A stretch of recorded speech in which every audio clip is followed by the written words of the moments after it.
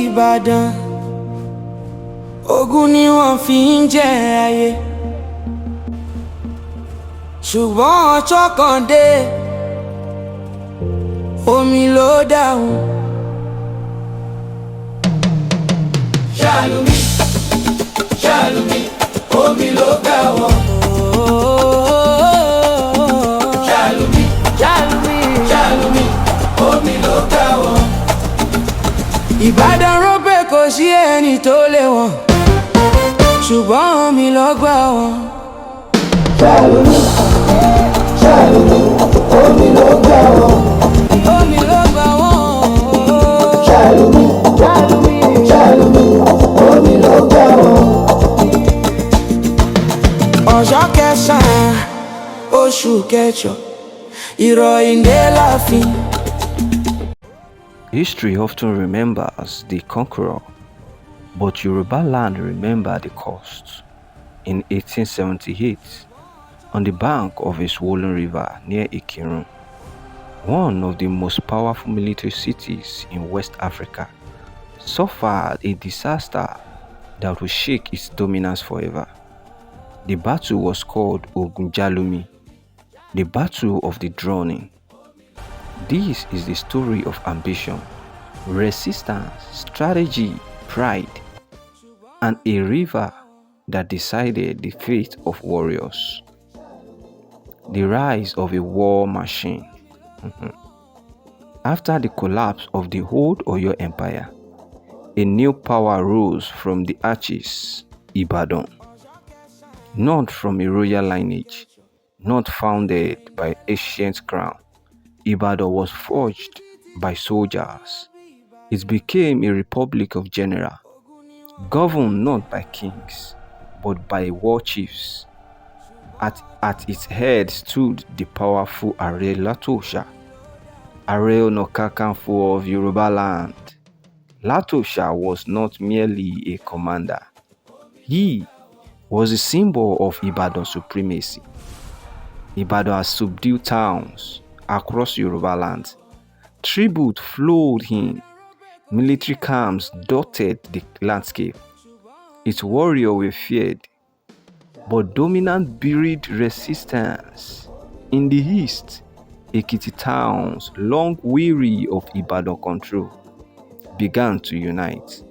Under leader like Fabumi Okemesi, the Ekiti-Parapo was founded.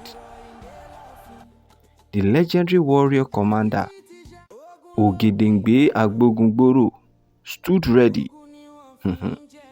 The stage was set. The spark at Igbajo.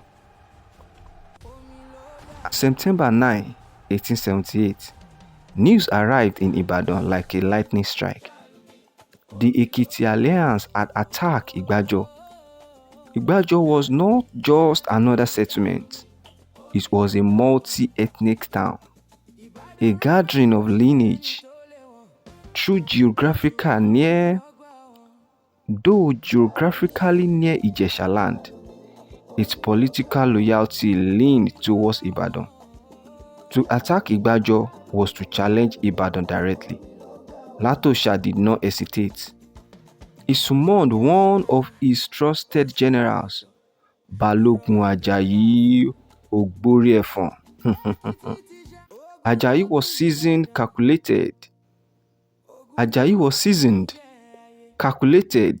fierce. He had fought before. He would fight again. But this war would not be like the others. The road to Port Novo. Modern warfare had changed Yoruba conflicts. There was no long sword and guns. Europe firearms was reshaping battlefield. Ajayi was dispatched towards Egba territory to secure trade access to Port Novo. Weapons were needed, but passage was blocked. Egba warrior resisted Ibadan movements. Clash erupted. Smoke filled the forest. Shots echoed across village. Ibadan forced his way through. Supplies were secured, but time was slipping. Meanwhile, Igbajo cried again for help. Maye Osuntoki was sent with reinforcements. When he reached the front line near Ikirun, he saw something alarming. The Ekiti alliance was not scattered. They were organized, they were united, they were ready. Maye withdrew to Ikirun and sent urgent word to Latosha. If more warriors do not come, we will follow. Ilorin watches. As Ibadan city fought among themselves, another power observed from the north. The emir of Ilorin recognized opportunity. Internal division meets vulnerability.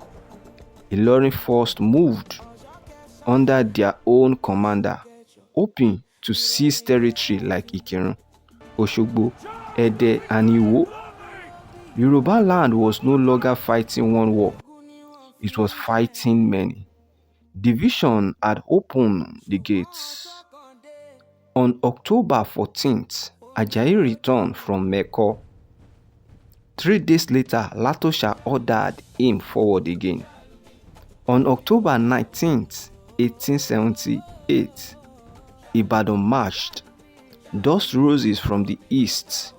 War banner floated. War chants thundered. Ajayi advanced towards Ikirun to reinforce Maye. Across the field stood the Ekiti-Parapo alliance, disciplined, united, unyielding. Gunfire exploded, steel meets steel. The clash was fierce, but near preparing its own intervention. Rain fell relentlessly. The river Jalumi swallowed beyond its bank. Mud thickened the ground. Movement swallowed. Then chaos began. The river decided.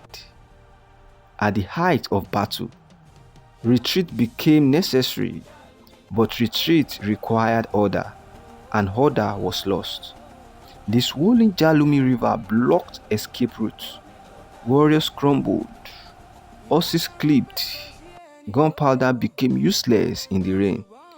Commander shouted. Unheard, the river rose and swallowed them.